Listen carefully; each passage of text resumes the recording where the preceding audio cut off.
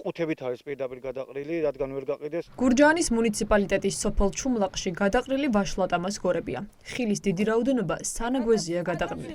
ეს ხევი ატმის ნაგავ საყრელადაა აქცეული. არასაკმარისი მომხმარებლების გამო გლეხები ხილს ვერ ყიდიან.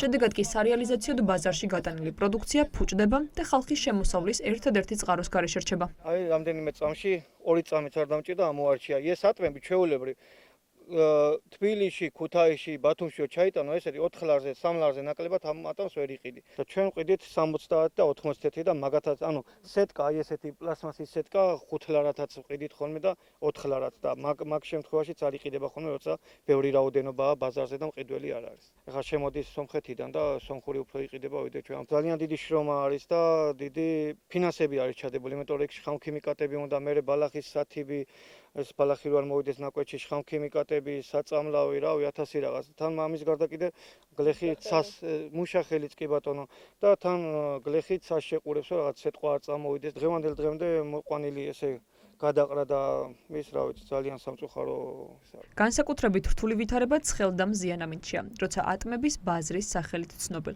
ყიტაანის ბაზარში გასაყიდად გამოტანილი ხილით სავსე მანქანების მთელი რიგი დგას.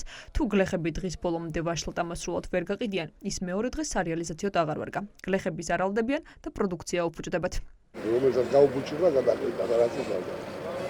ხან ვერ გაყიდა ადამიანს და შეიძლება გაუფუჭდა ხო მაგის გამო. აი ესეთი ვარიანტები. რომელიც არ იყიდება მეორე დღეს გადაყალა. ძალიან ცხელოდა. აი ერთად რომ მოვიდა, ლოზვავდა რა. მაგრამ უკვე ვეღარ აცრევდნენ ნაკიდვა და კლიენტი არის. ფასი როგორი აქვს, მისაღებია კარგად. დაახლოებით ლარის პარკნებშია. აი როცა ერთად ბევრი მოდის. აი უკვე დაბალი ფასი აქვს 20, 30, 40 თეთრი იყო ხოლმე და არ არის საკმარისი ვიცია, იცი არის საკმარისი, არაფერი არ არის რა. რაც ცხოვრება გაგვიზრდა, უშერაღეს 70 ლარი უშე. მიღამოდის ამალად 100 ლარი. ეს არის ხომ თავარი შემოსავალი? კი, უძველი, ხილი საერთოდ. სეზონურად ამ პროდუქტებიდან იღებთ იმ თანხას, რითაც შემდეგ ალბათ მთელი წელი უნდა იარსებოთ, ხო? კი ბატონო.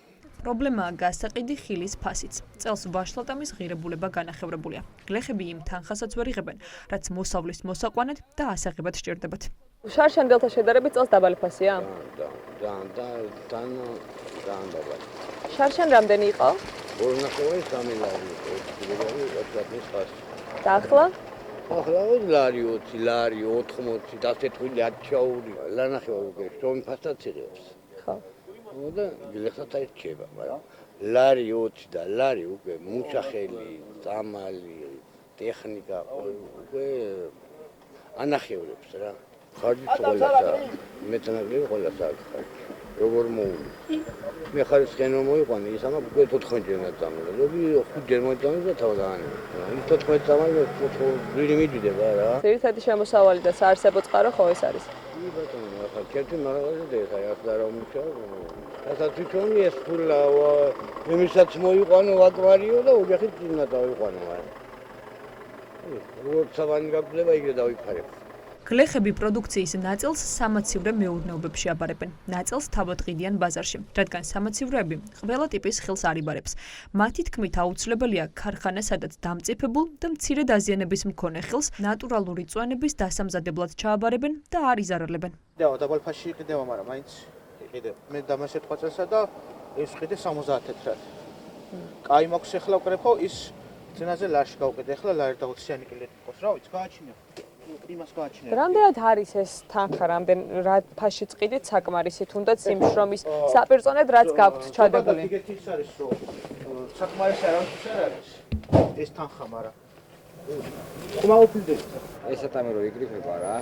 ანუ რო ვერ ასებს გადარჩევა და რაღაცა მე თავისებურად ამ სქესში გილდება. აბა იმ დარბოლებებს და იმ წვენი რო გაიდის, ხო ვერ წაიღე ბაზარზე, ხო ვერ გადაიტანე რა. ამიტომ ის იყრება, გაფუჭებული. ხონ დღის ბოლომდე მაგალითად თუ ვერ მოასწრო ვერ მოასწარე გადარჩევა და რაღაცა ეგ უკვე ფაქტობრივად გაფუჭებულია. შეიძლება კლიენტი არ შემოვიდეს მაგალითად. აი წაღებული აქ იმას და ვერ გიდა და ვერ ჩამოვიდა. საკონსერვო თურქული და რაღაც შხამები არ ეზიდონ და ჩვენი დაულიო. ეს ხომ არის წონების ქარხანა აქ? სადა არა. არ არის?